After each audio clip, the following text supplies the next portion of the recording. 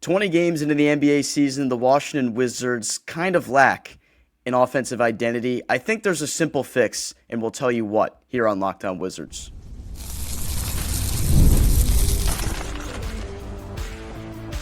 You are Locked On Wizards, your daily Washington Wizards podcast, part of the Locked On Podcast Network. Your team every day. DC family, you are locked on to the Washington Wizards, where you're part of our family. We thank you for making Locked On Wizards your first listen every single day. We're part of the Locked On Podcast Network, where it's your team, the Washington Wizards, every single day. Your Wizards coverage 5 days a week, here year-round. This episode is brought to you by Game Time. Download the Game Time app, create an account, and use code LOCKEDONNBA for $20 off on your first purchase. Alongside the DC Sports content creating savant Abdullah Ayubi, I'm Ben Strober. I cover the Wizards for Roundtable.io. AB, welcome back. Last night, recapping a big fat L to Philadelphia, but nice flashes from Will Riley, but good to have you back today, brother. Yeah, I missed the TV show, and Will Riley coming back looking really well. I'm hoping to see that more throughout the season. And Giannis, Ben, I mean, I was telling you before the show, did you say something to him when you saw him at Capital One? Because bro really said, I lost to the Wizards, now I'm contemplating my future here in Milwaukee. Like, is he out of the East? Who knows?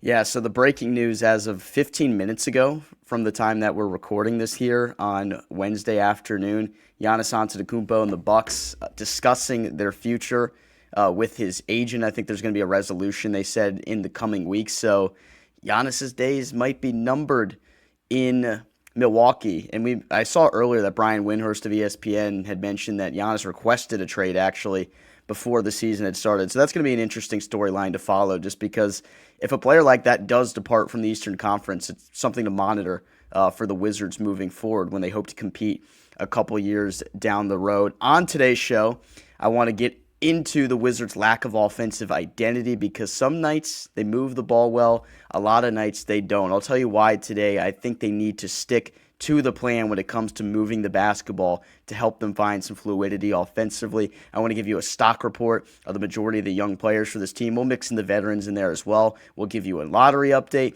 and then we'll preview Wizards and Celtics, which takes place tomorrow night at Capital One Arena. We'll be there in person for that. AB, I want to start with this.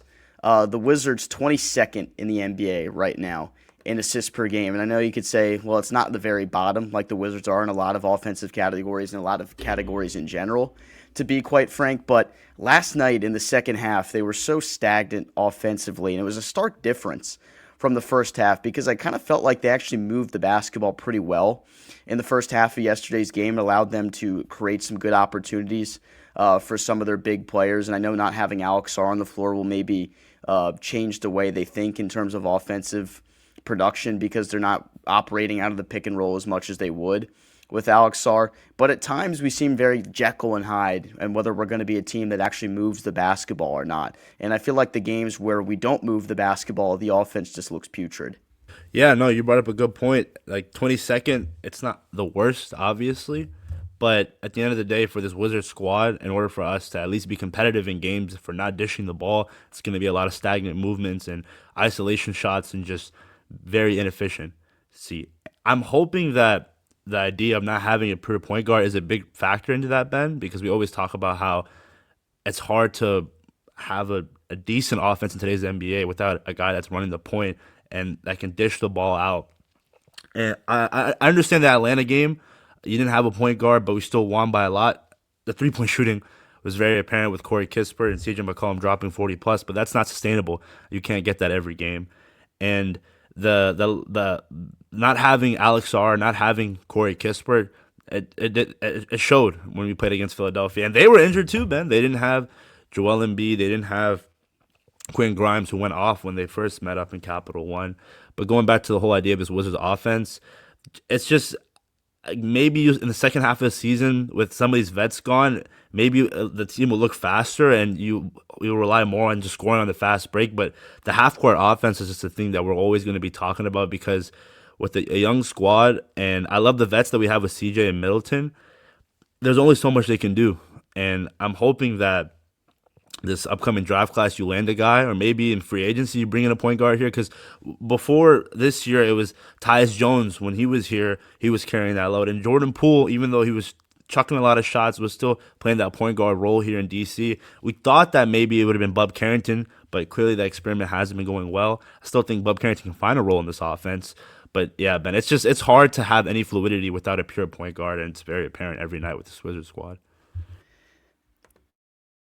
Exactly. And I made the point earlier today about Kyshawn George because he's primarily been this team's on-ball creator this year for the majority of the time. And he's had some great flashes, made some really nice passes last night as well.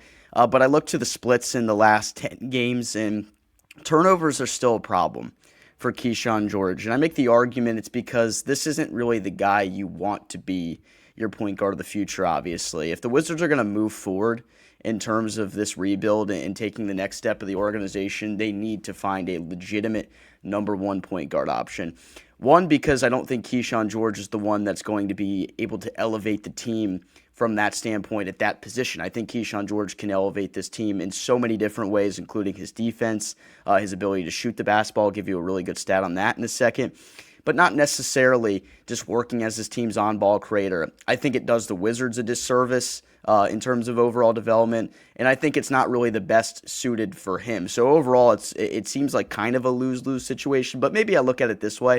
If I go glass half full, it's a learning experience for George because he's making himself better as an overall player. He leads this team in assists right now, just under 5 per game, but the turnovers in his last 10, 3.3 per game to 5.8 assists. So the assist to turnover ratio, like a little bit under 2-to-1 right now. The shooting splits haven't been necessarily great over the past couple of games.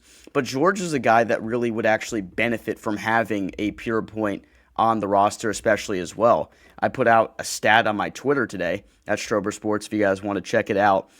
So Kyshawn George has played a ton of those reps on the ball, as I mentioned. He's shooting 25 of 49 on his catch-and-shoot opportunities. All of those looks have been from behind the arc, so 51% of his catch-and-shoot threes, he's knocked those down. That's sixth best amongst NBA players who have played at least 300 minutes this season. He could be a legitimate weapon as a guy playing off the ball because you know he has the basketball IQ necessary to get open. But then we run into a similar issue that we ran into earlier in the season when Trey Johnson was playing well. He was kind of banged up. You don't see the offense doing a whole lot to facilitate for him. Essentially, George has been the guy that's had to facilitate for others, and it's been good to see him get better at getting downhill, using his shoulder to create separation and work within the mid-range game. I think that's been a real positive to George's game. But it's a legitimate weapon he has to shoot from the outside, especially in a catch-and-shoot opportunity. We just don't have anyone on the roster that can create for him in that way right now. Yeah, and we're hoping that in the future, when you get that PG, Kyshawn George will be able to go off ball, the mid-range shots. We see what he can do off the dribble, but we say it a lot for Trey Johnson, pin down, set down screens for him. Kyshawn George can also shoot it from outside.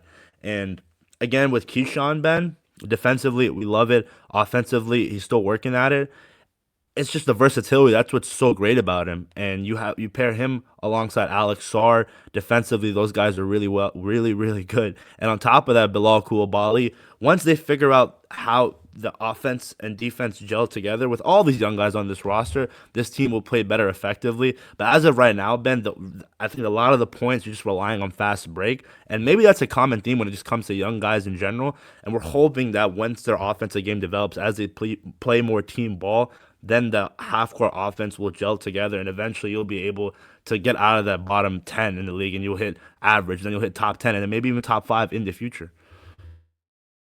So the problem with offensive identity, and I know pace is an important aspect of what this team wants to accomplish this year. Brian Keefe talks about it a lot, and the stats are indicative of that. They're still top 5 in pace in the NBA right now, but Keefe did say it best in his pregame press conference ahead of the game against Milwaukee the other day.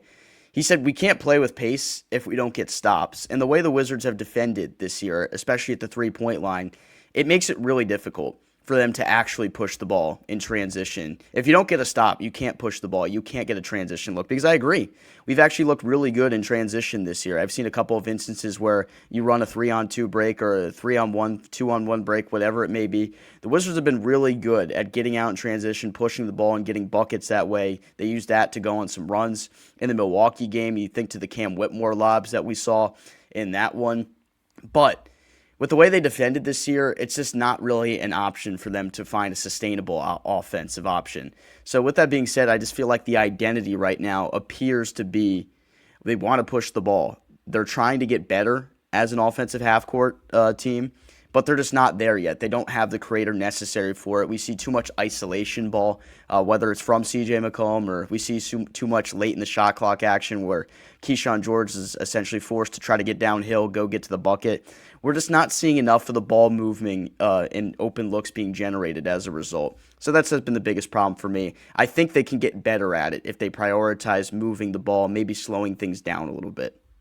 Yeah, and I think we'll see that in the second half of the season, just because last season it was a kind of reflection of this season so far, where you start off really slow. You were, I think, 2-18, 2-16 at some point with that 16-game losing streak. In the second half of the season, you trade some vets, let the young guys play more. I mean, there was a game where AJ Johnson was cooking against the Brooklyn Nets, and offense just looked so much more fluid. And maybe you can consider it garbage time or garbage games because you're not in the playoffs, but still, those are meaningful reps.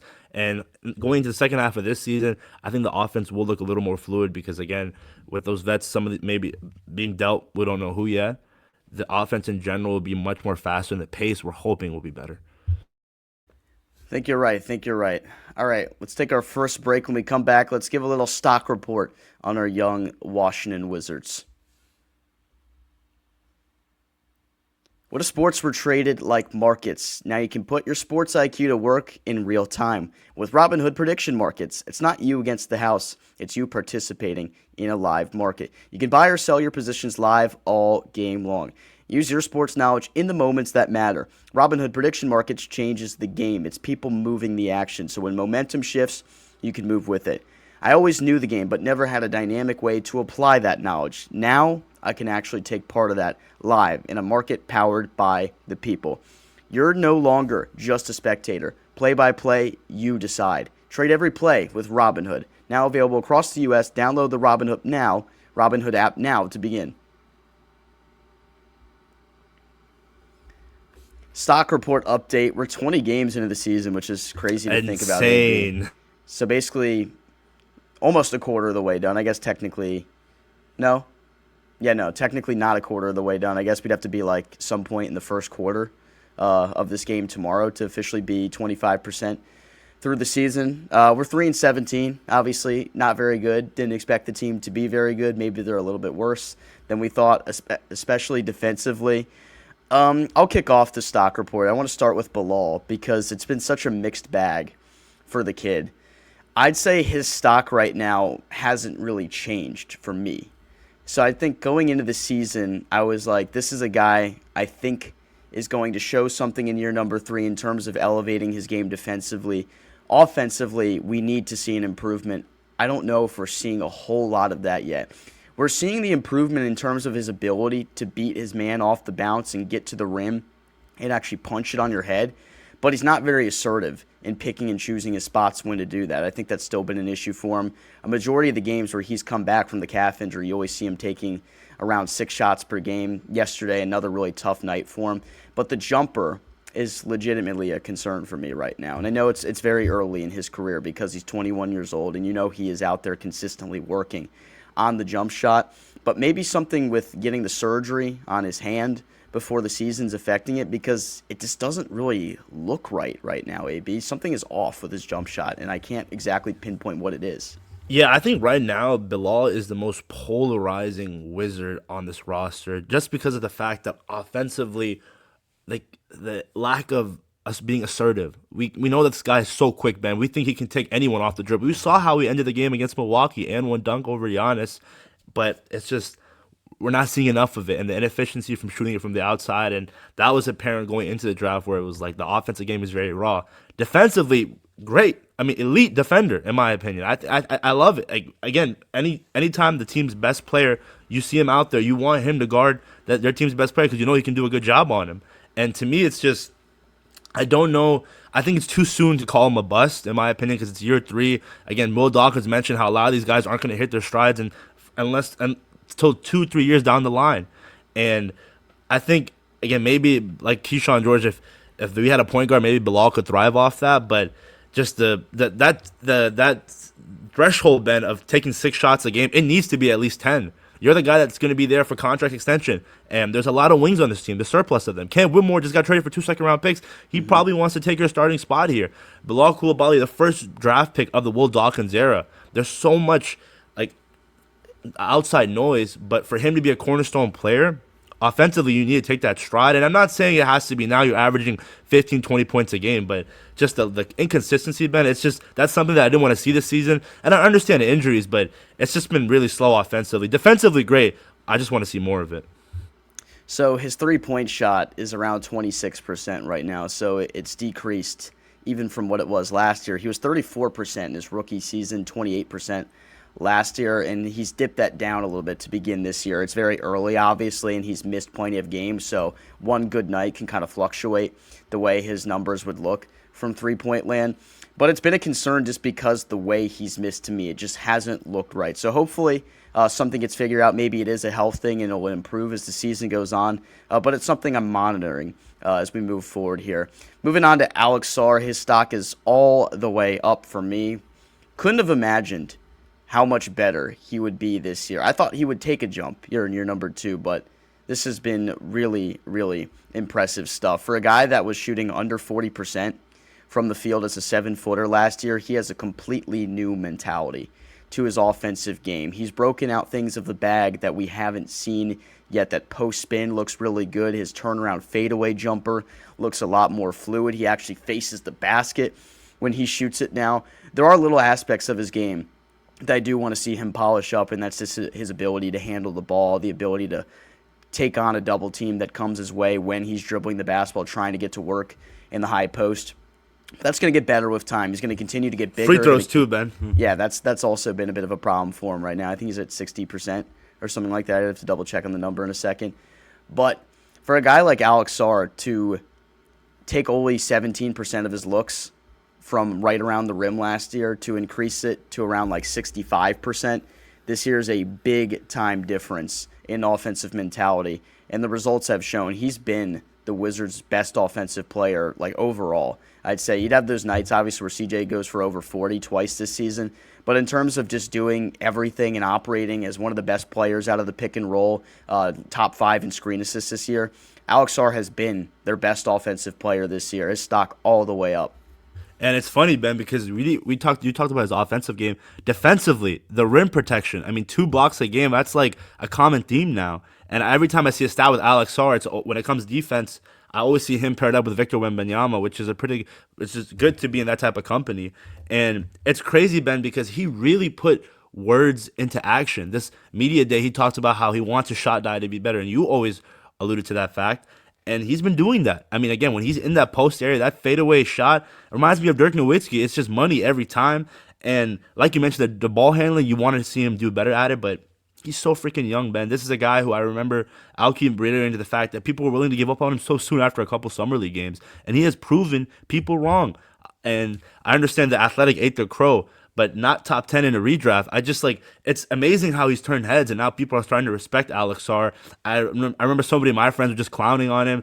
The Wizards should have took Reed Shepard. Alex Sarr isn't that guy. And now he looks like a really good cornerstone piece in Washington. And so far here, as our Wizards fandom, we haven't had a guy like him offensively, defensively, the capability that he can do and impact the game.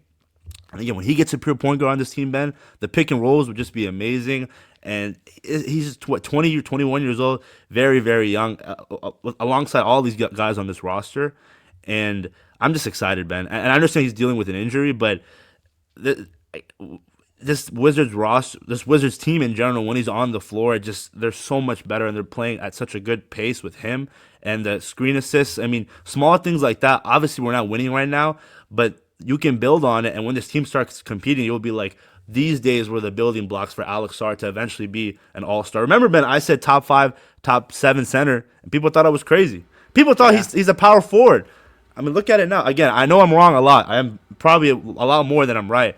But Alex Sarr, he is looking very promising. 100%. I just really love what we've seen from him, both sides of the basketball. Because we're doing a stock update, I think we have to talk Bub Carrington right now just because it hasn't been good for the kid recently. It just really hasn't. AB, I'll let you weigh in on your thoughts first here. Yeah, and I think for Bub, it's obviously down, but I'm not down on him yet. I'm not ready to give up on him because, Ben, the promise that we saw last season, it just doesn't make any sense. The guy had 32 against Orlando. It was a career high as a rookie, and I remember we saw a comment in post-game show after the Bucks game where someone said he's on the Johnny Davis career path. I think that's just absurd. There's just no way you're comparing the two. I think you alluded to the fact that his dad passing away, mentally that does hit you, and obviously we're praying for him, but the role here just hasn't looked this right. And Will Dawkins mentioned on the Junkies, Ben, he doesn't think Bub has regressed. He's just learning a new role. And the capability of him, the combo guard role, the offensive mid-range game, the playmaking, the turnovers is very concerning because, again, it's like 4 or 5, and it's just like head-scratching plays where it's just like, were you really thinking that pass was going to make it there? But I think maybe we'll see him take those strides in that sophomore jump the second half of the season. I know he's down right now, and I saw a crazy stat, Ben, about his plus-minus, how it's like the worst plus-minus in years, but I mean, throw that out the book. It's just making an impact on this team. And again, it's crazy because this is a squad with so much young talent, and we're just we're putting the spotlight on Kyshawn and Alex Sarr, and many people forget about Bub Carrington. And I understand that because he's having a down year. And I would say his stock is down, but trust me, it's so low right now that if I was an investor, I'd buy it because I think it's going to rise sooner, especially after the trade deadline when some of these vets are dealt. I'm going to be quick with this point because we have to get to the break, but I think it's completely a confidence thing with him right now because we saw last year the way he would get to his spots and operate in the mid-range game. It was very effective, very promising for a rookie player. This year, even in the game last night, you see it where they get the steal, and in transition, instead of pushing the ball the way Bub Carrington would have last year, get out, go on a break, create an opportunity for someone else, or take it all the way to the rim, he just kind of hesitates and stops. And then he tried to throw it across the court, and there was 2 Sixers right there to pick it off. Something mentally is just not there. I think he's not playing within his own self right now. I feel like he's thinking too much about the way he's been playing. I don't know what it's going to take for him to get that mental reset, to get back to where he was, but I think something's got to give for him at some point, so we'll continue to monitor that situation. All right, let's get a lottery update and a preview of the Celtics and Wizards tomorrow when we come back.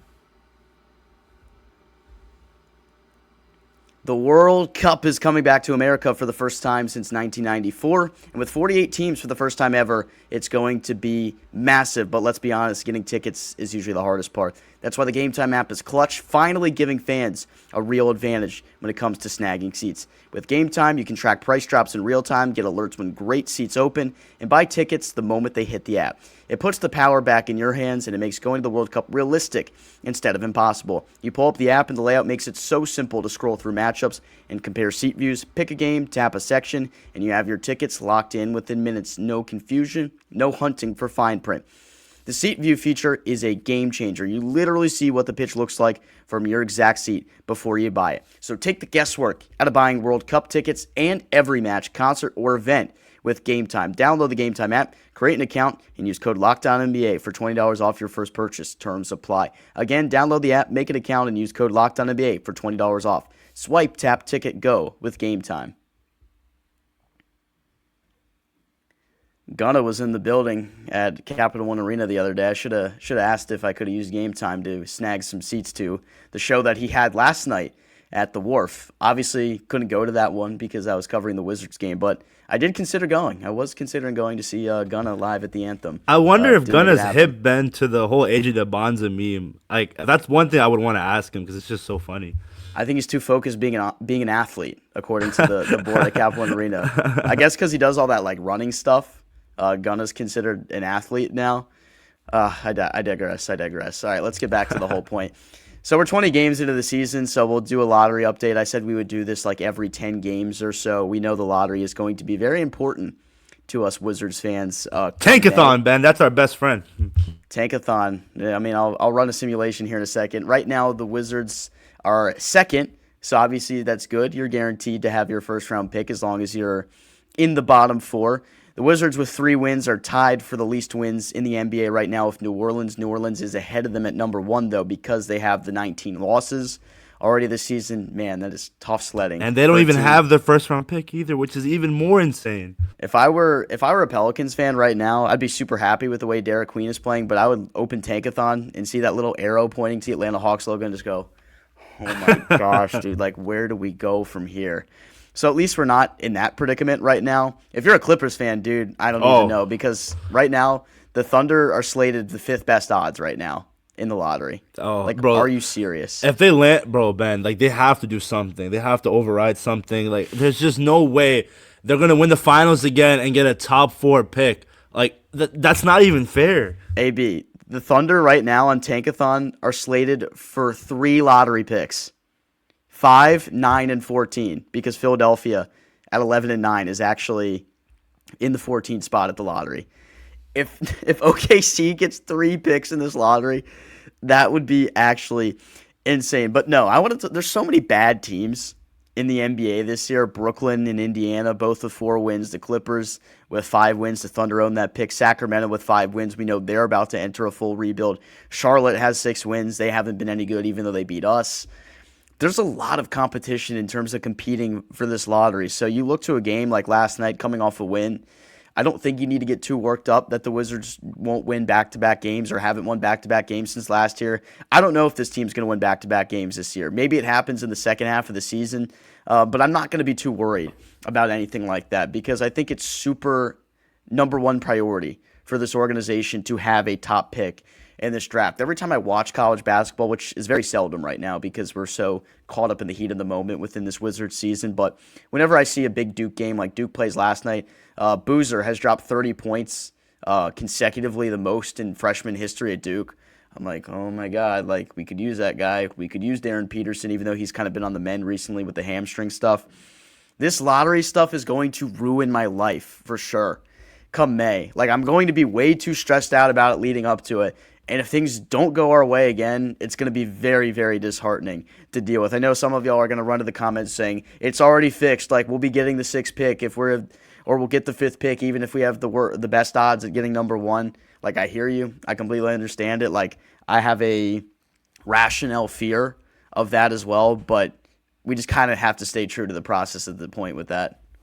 Yeah, I mean, I couldn't have said it any better, Ben. We have to go in there and just assume that we're not going to be given the 5th or 6th pick, and if it happens, I mean, I'm knocking on every single window, every single wood out there because there's no way we go another year of being a bottom 4 team and just getting lucked out. It would just be so frustrating, especially with the talent out there, like you mentioned, Boozer, Peterson, DeBonza, Nate Ahmet. There's just so much talent out there. And like Ben, I was thinking about it. If OKC gets a higher draft pick than us, I would actually I would just sit in shock for a couple of days and just think, man, that's just Sam Presti being a genius. It's just like there's just no way. And when it comes to our fan base, obviously you want the number 1 overall pick, but again, like last season, the last lottery broke me, Ben, when we couldn't land a top 3 pick, top 4 pick, but you ultimately end up getting Trey Johnson. But you're just hoping this time you do it the right way and you get that top 3 pick, top 1 pick, top 2 pick. It's so funny that the lottery's shaping up like this, especially with OKC, because I remember like 4 years ago when OKC got into this asset acquiring phase where they started like becoming the Avengers in terms of future picks, and everyone was kind of like, damn, like OKC just has every pick, don't they? Like it's going to be crazy a couple of years from now when they just have every pick, but legitimately they're going to be a team that's in the running, obviously, to go back-to-back. They're one of the best teams in NBA history as it stands right now. I don't know if anybody can beat them in the NBA right now, so they might run the whole table as one of the youngest teams in the league again, go back-to-back, and then get rewarded with potentially a top 3 pick in this draft, and that would just be literally bonkers. Everyone's worst nightmare from when this all started 4 years ago, saying they're about to build a dynasty and have every pick to go with it a long time ago. Like, they foresaw the future. This is exactly what people expected to happen, and it's happening. Do you think they break the 73-9 record, Ben? I think they could. I really do, just depending on how serious And they did are that about- without Jalen Williams, man. Their second best player on the roster. That's just Yeah, no J-Dub, and they were winning the way they have. Like, there's just no stopping that team right now. They're just complete in almost every realm. They play the best defense. They play the best offense. They rebound. They do everything the best in the NBA. I just don't see, I don't think they're going to run out of gas because they're extremely young. The only thing I can imagine is, like, maybe the only thing that comes with chasing that record of 73 wins was back when the Warriors did it in 2016. I feel like they actually kind of ran out of gas, especially in the NBA Finals there. And I know Draymond was suspended for Game 5, which got Cleveland back into the series. But one of the greatest comebacks of all time was because Cleveland hit its stride right at that moment. And Curry was kind of banged up in the playoffs there. He had a really bad Game 6 and 7 of that series. So if you look at it from that realm, maybe OKC's not going to chase the record like that, but I think they have the makings to legitimately only lose like 7 games this year. They could really do it. And it's crazy because there's going to be a point where they're going to be thinking we have too much young talent on this team, and then maybe they'll trade those draft picks to acquire a superstar. So it's just right now, if you're an OKC fan, you're just enjoying life. You're in paradise right now. They're going to continue. They're going to have to trade somebody, I think, because of like financial stuff. They're not going to be able to keep literally everybody, so maybe that'll be something for teams to monitor around if a really good player or top picks get moved at some point. It's nuts that it's happened like this, AP. It really is. It would be nice to have Isaiah Hartenstein on this team. Just saying. Yeah, I think he would look really good alongside Alex Sarr. That's a good point. We were going to preview Wizards Celtics, but we're kind of out of time for that, I guess. So Wizards and Celtics tomorrow from Capital One Arena. We will be there in person to cover it. We got blown out by 30 last time we played them. It wasn't a great effort. Hopefully we see better effort.